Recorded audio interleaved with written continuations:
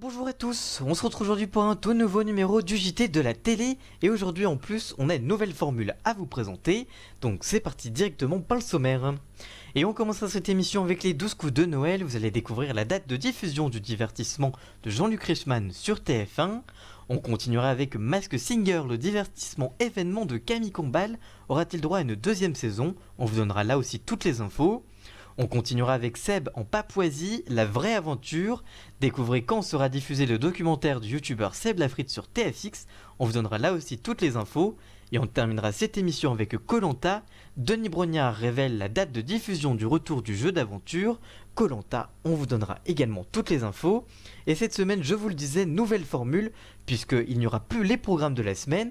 Vous retrouverez les programmes de la semaine le samedi, cette fois-ci sur ma chaîne YouTube et sur mon blog. Tous les liens sont dans la description évidemment. Mais à la place, vous retrouverez le zapping de la semaine, l'essentiel des infomédias qu'il ne fallait pas rater. C'est au milieu de votre émission, entre deux sujets. Et ça, c'est donc votre toute nouvelle chronique. Et ça, on en parle bien évidemment. Et tous les autres sujets, juste après le générique. C'est parti, générique.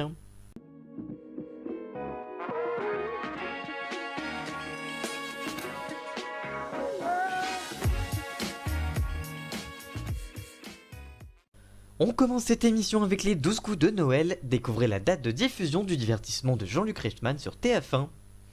Pour Noël, Jean-Luc Reichmann et toute la famille des 12 coups de midi vont fêter Noël avec vous en prime time. Père Noël, cadeaux, sapins, public enneigé et de nombreuses surprises vont être au menu de la grande soirée des 12 coups de Noël. Et le Kitty sera aussi de la partie pour fêter Noël, et oui. Côté casting, Jean-Luc Reichmann et le Père Noël seront entourés de Paul, Lucia, Timothée, Émilie et le retour d'Hakim et d'Alexandre, les grands maîtres de midi. Ils accompagneront les célébrités qui composeront les équipes Bonhomme de Neige et Reine des Neiges. Reine, l'animal, hein, j'entends. Pas l'affreuse personnage des Disney qui nous mettent sa chanson dans la tête, non.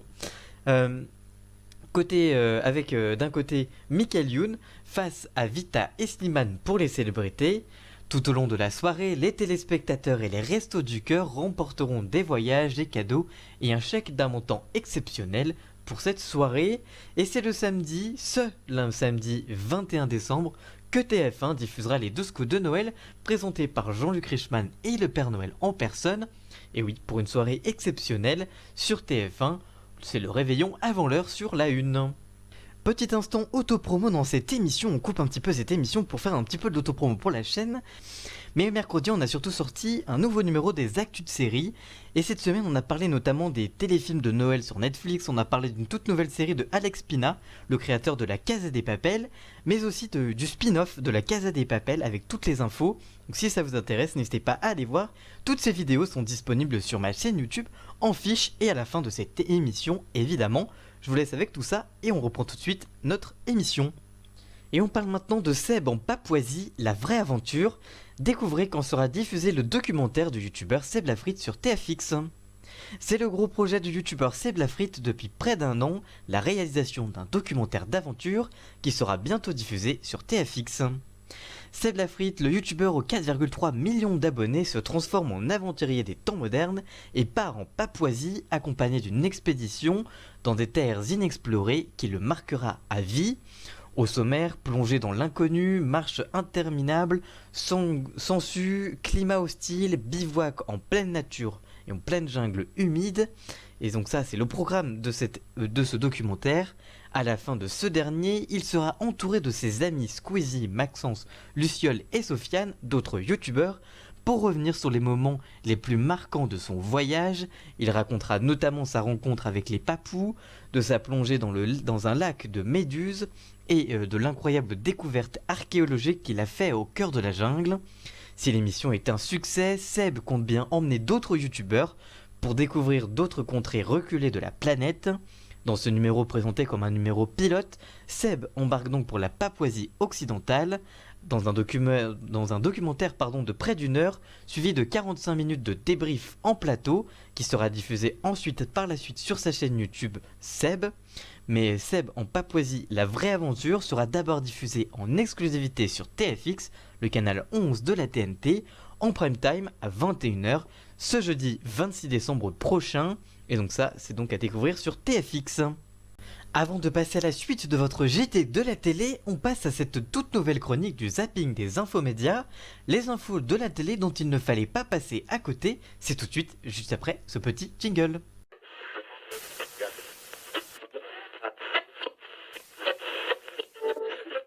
On commence ce zapping de la semaine avec les audiences de la semaine et d'abord samedi avec la traditionnelle élection de Miss France remportée par Clémence Bottineau, Miss Guadeloupe devant 6,9 millions de personnes sur TF1.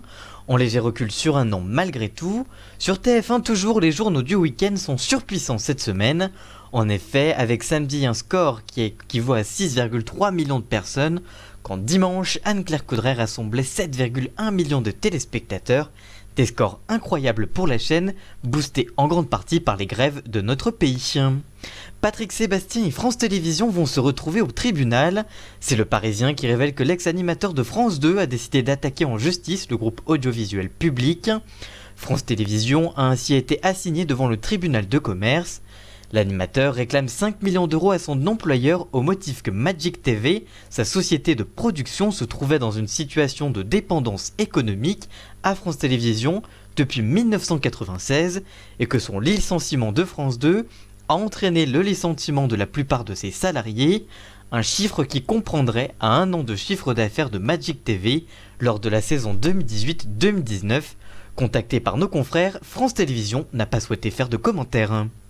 Au second semestre 2020, France 4 et France O, respectivement diffusés sur le canal 14 et 19, disparaîtront de la TNT, laissant le champ libre aux chaînes d'information en continu qui voient une opportunité pour gagner en visibilité auprès des téléspectateurs. Le patron de LCI voudrait créer un bloc de chaînes d'information pour les mettre à égalité face à la concurrence. Pour Alain Veil, qui dirige le groupe Altis, qui appartient BFM TV, bien pour lui au contraire c'est un peu plus mettre en difficulté le secteur, déjà en baisse, affaire à suivre donc pour cette histoire. Et enfin, comme régulièrement dans TPMP, Cyril Hanouna récompense ses chroniqueurs dans la séquence des bois-boîtes. Comme à chaque fois, un prime time est à gagner. Après un très long, voire trop long, peut-être suspense, c'est finalement Mathieu Delormeau qui a remporté la co-animation avec Cyril Hanouna d'un programme. Ce dernier sera diffusé en direct début janvier, sûrement dans la case du vendredi soir juste avant Balance ton poste. Affaire à suivre là aussi, on vous en reparlera évidemment. Voilà pour le premier zapping de la semaine et on se retrouve juste après le jingle pour le reste de l'émission. On continue cette émission avec Masked Singer, le divertissement événement de Camille Combal. Aura-t-il droit à une deuxième saison? On vous en parle dans cette émission. Après la finale de Masked Singer vendredi dernier devant 5,1 millions de personnes, le divertissement de Camille Combal aura-t-il droit à une seconde saison? On connaît la réponse. Alors que la moyenne de la première saison composée de 6 numéros ont fédéré chaque vendredi une solide moyenne de 5,2 millions de téléspectateurs, soit 26,5% de part de marché et même jusqu'à 42% sur les femmes responsables des achats de moins de 50 ans. Il y a quelques jours, Julien Degroux, directeur de la veille et du développement du groupe TF1, a parlé d'une seconde saison à nos confrères de puremedia.com, interrogé par Kevin Boucher. D'abord, sur la question d'une future saison, il indique, je cite, « J'ai une certaine émotion en vous l'annonçant. Oui, la saison 2 est en préparation. Au vu des audiences magnifiques, il était difficile de ne pas faire de saison 2.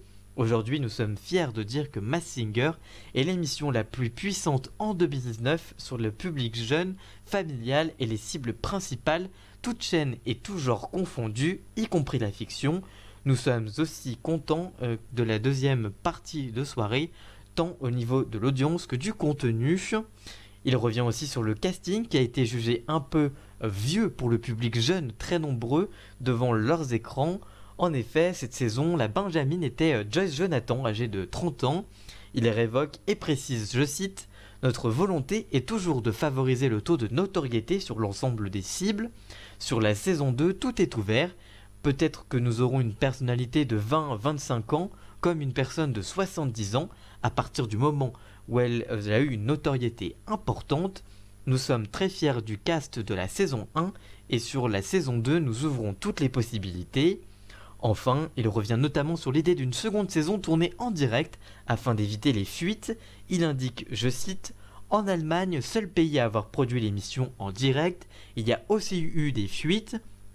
Quoi qu'il arrive, vu que les célébrités vont pendant plusieurs mois choisir leurs chansons, préparer les costumes, il y a forcément des personnes au courant et donc des fuites possibles. Je ne suis pas sûr que le direct réduise ces risques. Il indique aussi que la qualité du programme en serait impactée par le rythme. Il précise que, je cite, malgré les fuites, nous avons vu que le jeu demeure et que les téléspectateurs viennent. L'ensemble des propos sont à retrouver sur le site internet du site puremedia.com. Et on termine cette émission avec Koh-Lanta. Denis Brognard révèle la date de diffusion du retour de Koh-Lanta. Alors que les fans de Koh-Lanta sont impatients du retour du jeu d'aventure, son présentateur Denis Brognard révèle la date de diffusion. En effet, c'est Denis Brognard en personne qui a fait quelques révélations sur le plateau de Miss France, où il était invité dans le jury. À en croire l'animateur, il ne reste plus beaucoup à attendre. Le jeu d'aventure reviendra donc à l'antenne début 2020, comme il l'a révélé. Si on ne connaît pas précisément la date du retour, cela nous donne une idée du temps encore à attendre et à rassurer les téléspectateurs les plus impatients. Depuis plusieurs années, la Une programme 2 éditions du jeu par an, une au printemps, l'autre à l'automne. Or cette saison, c'est The Voice Kids puis Masked Singer qui ont pris la suite à la place de Koh-Lanta.